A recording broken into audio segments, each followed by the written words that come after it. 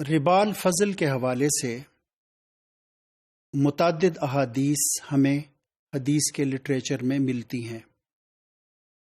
جناب رسالت مآب صلی اللہ علیہ وسلم کی یہ حدیث غزوہ خیبر کے بعد حدیث کے لٹریچر یا کہ ادب حدیث کا حصہ بنی۔ یہ کوئی 14 سے 17 احادیث ہیں کہ جن کا تعلق ربا الفضل یا کہ ربا بائی وے آف ایکسیس اور انکریز کے ساتھ ہے۔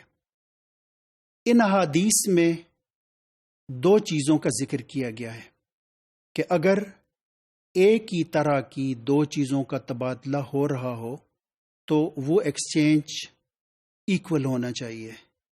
Both the counter values should be equal from both the sides.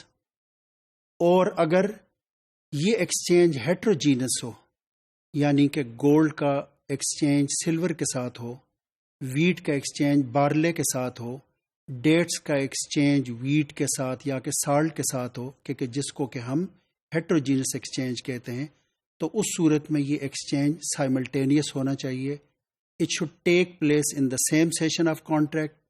There should not be any delay in the delivery of one of the 2 counter values.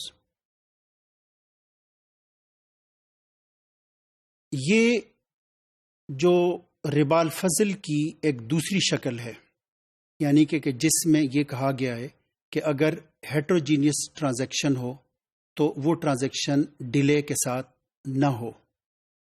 اس کو فقہ کی literature میں یا فقہ کی زبان میں ربا النساء بھی کہا جاتا ہے، نون پہ زبر کے ساتھ، یعنی نساء کا یا کہ نسیئہ یا کہ نسی کا مطلب عربی میں ڈیلے ہے، یعنی جس کا مطلب یہ ہے کہ یہ ربا اس صورت میں واقع ہوتا ہے کہ جب کہ 2 مختلف چیزوں کا ایکسچینج سائملٹینیس نہ ہو، ایک ہی سیشن میں نہ ہو، کہ اگر ایک شخص نے $100 دیے ہیں اور دوسرے نے اس کے مقابلے میں 10,000 روپے دینے ہیں تو وہ 10,000 روپے اسی سیشن میں نہ دے بلکہ وہ کوئی 6-8 ماہ کے بعد دے، تو اس کی وجہ سے ایک پارٹی کو فائدہ ہوگا، دوسری پارٹی کو نقصان ہوگا۔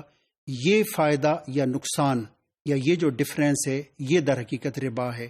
تو ہم اس ربا نساء کو یا ربا بائی وے آف ڈیلے کو ہم یہ کہہ سکتے ہیں کہ ربا النساء یا کہ ربا by way of delay occurs where 2 things of the same kind, 2 things of different kinds are exchanged with delay from one party.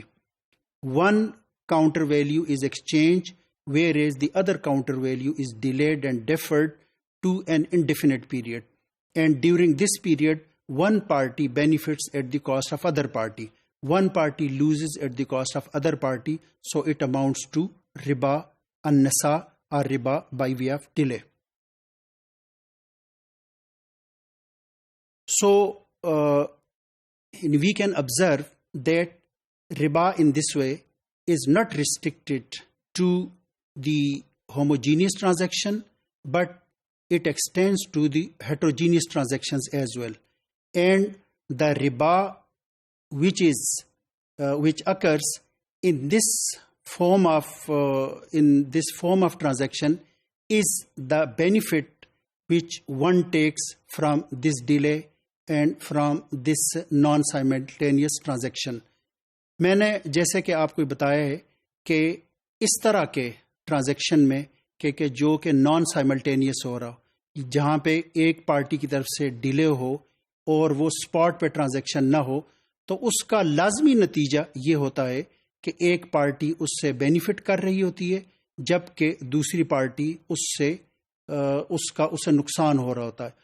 خاص طور پر اگر یہ جو ایکسچینج ہے یہ گولڈ اور سلور کے درمیان ہو یا کہ روپیز اور ڈالرز کے درمیان ہو، مختلف کرنسیز کے درمیان ہو، تو ہم اس طریقے سے یہ کہہ سکتے ہیں کہ ربا الفضل ایک طرف تو ہوموجینیس ٹرانزیکشنز میں ہوتا ہے اور اسی طریقے سے وہ دوسری طرف جو ہیٹروجینیس ٹرانزیکشنز ہیں ان کے درمیان بھی ربا واقع ہوتا ہے۔